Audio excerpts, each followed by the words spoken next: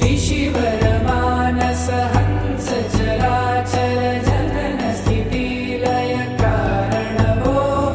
साम्ब सदा शिव शम्भो शङ्कर शरणं मे तव चरणयुगम्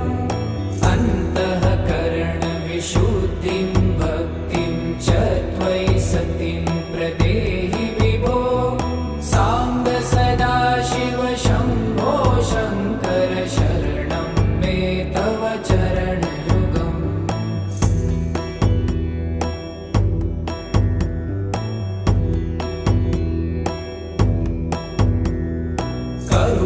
करुणावरुणालय